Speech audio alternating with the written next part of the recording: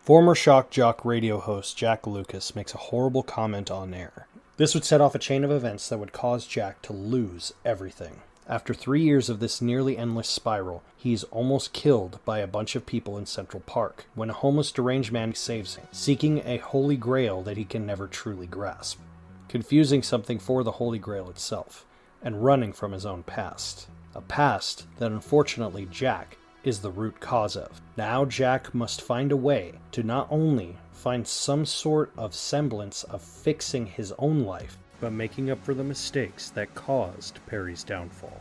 Fisher King is a drama black comedy that deals with heavy topics like loss, mistakes, and finding some sort of semblance to fix the problems that you made. And through the experience of both Perry and Jack, it raises the question, what is a redemption arc? When our story begins, we see that Jack Lucas is a self-centered person. He only cares about himself, his image, how he presents himself, his opportunities, and really his opinions, seeing them as gospel and nothing more.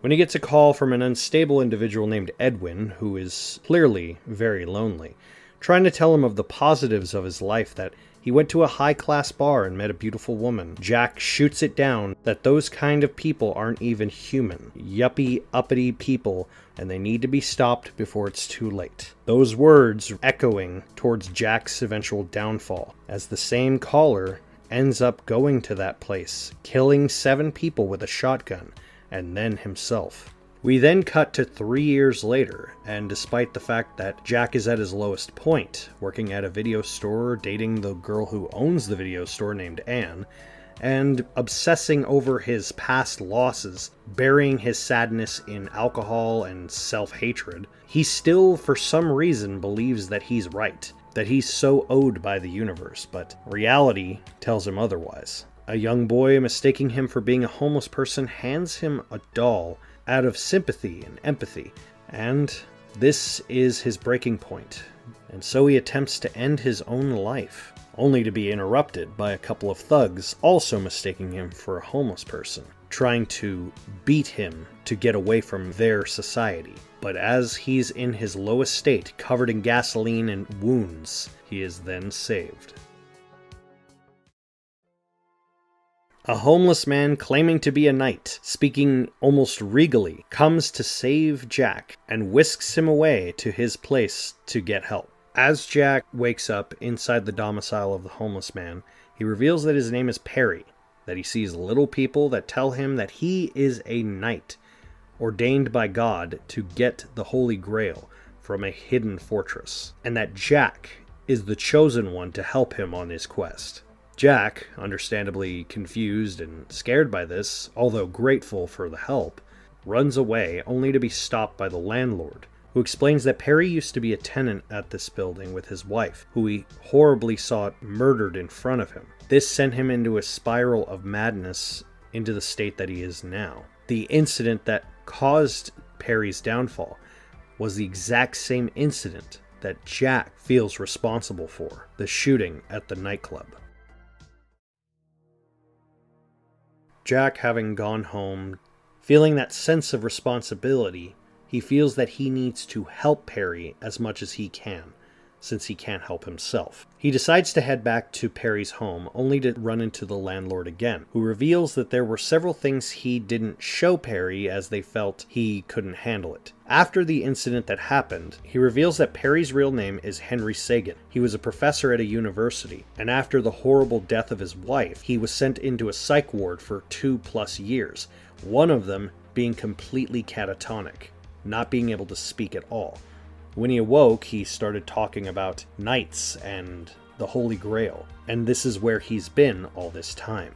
When Jack runs into Perry, he is stalking a beautiful woman that he's infatuated with to no end. He knows her routine, he knows where she goes, what she eats, how she buys, all of that, everything except her and her name. He offers Perry some money just to ease his conscience, only for Perry to hand off the money to another homeless person, infuriating Jack. Perry tells Jack the only way that he can help him is to get the Grail, In Perry's delusional mindset, the Holy Grail is inside of a castle fortress. But in reality, it's just a trophy inside of a millionaire's home that looks like a castle. Angrily, Jack tries to get him to understand the difference between reality and fiction. Jack confronts Perry, sick of all of this nonsense. Confronting him and yelling at him, Perry falls to the sidewalk screaming and rolling around in fear. He sees a figure in his vision, which he says is afraid of Jack. When Perry comes to this realization, he runs after the figure in Central Park with Jack following him, until eventually stopping and saying it vanished on top of a hill. He's saying the figure that has been after him is the Red Knight. Every time he gets close to the Holy Grail, the Red Knight intervenes. Perry wants Jack to lay on the grass naked and cloudbust, where you break apart clouds in your mind. As Jack and Perry lay in the grass, Perry tells the story of the Fisher King. The story is of a man who would become king, looking for the Holy Grail his entire life. In an attempt, he did burn himself and suffered horrible injuries. As the king became old and withered, he was alone in his throne room, with no one around, when a fool stumbled in, not realizing he was a king.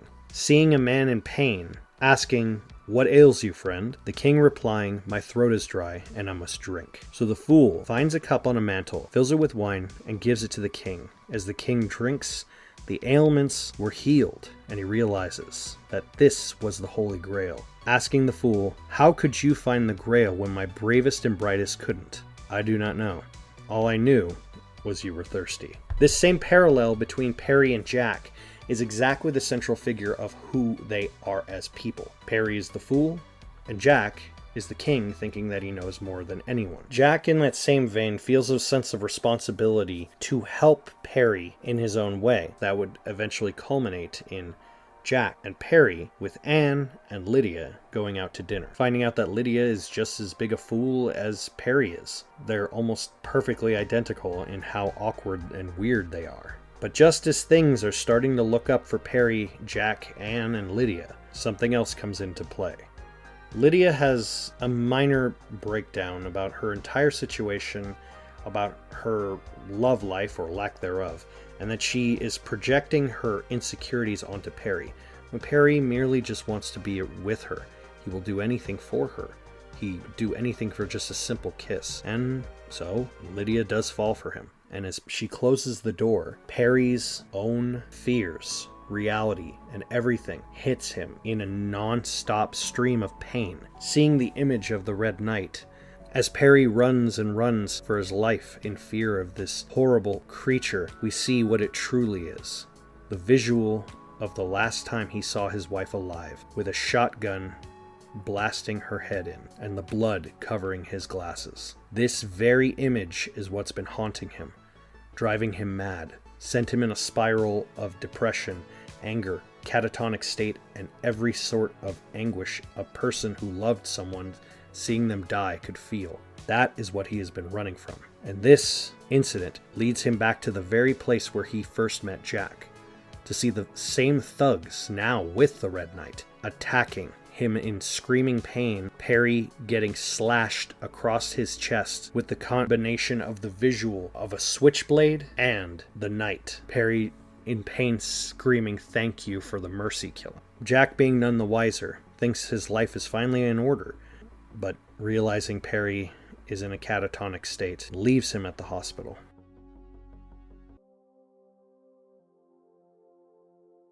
Jack slowly gets his life back in order, getting back on the radio, back to where he started, almost as if nothing happened.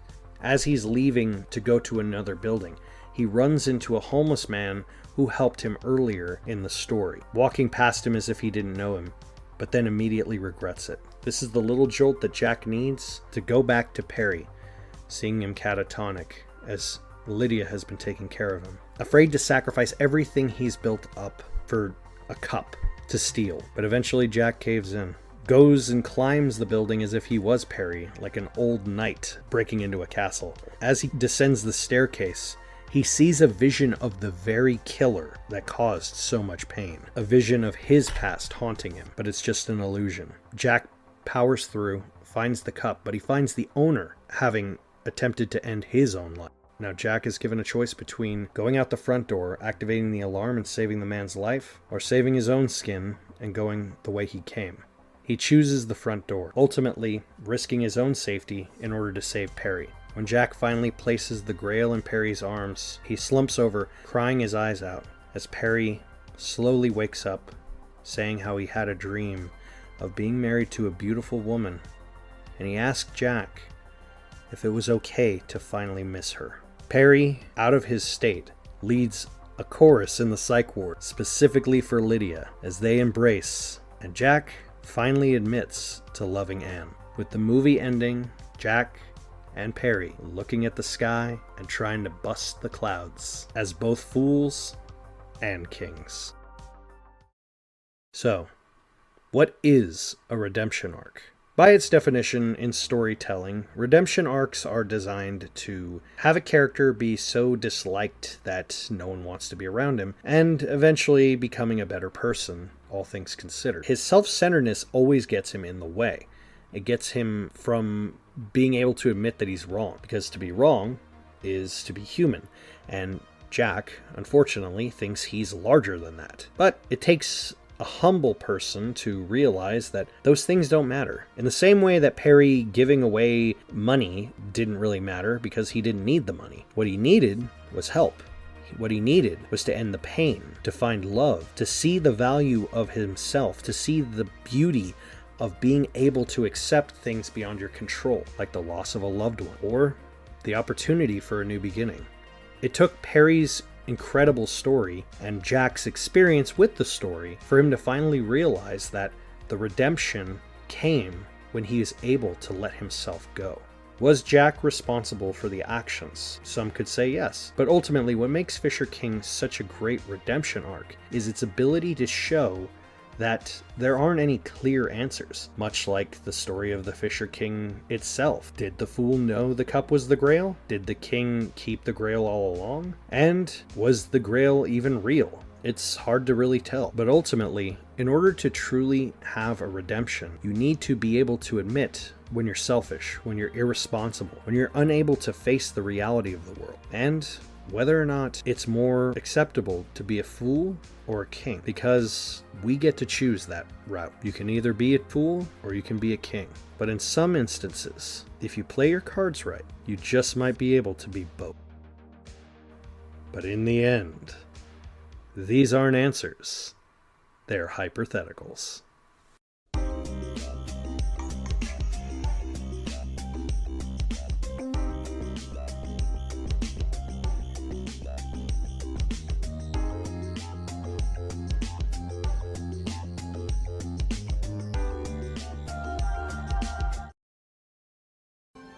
You'll never be miserable again.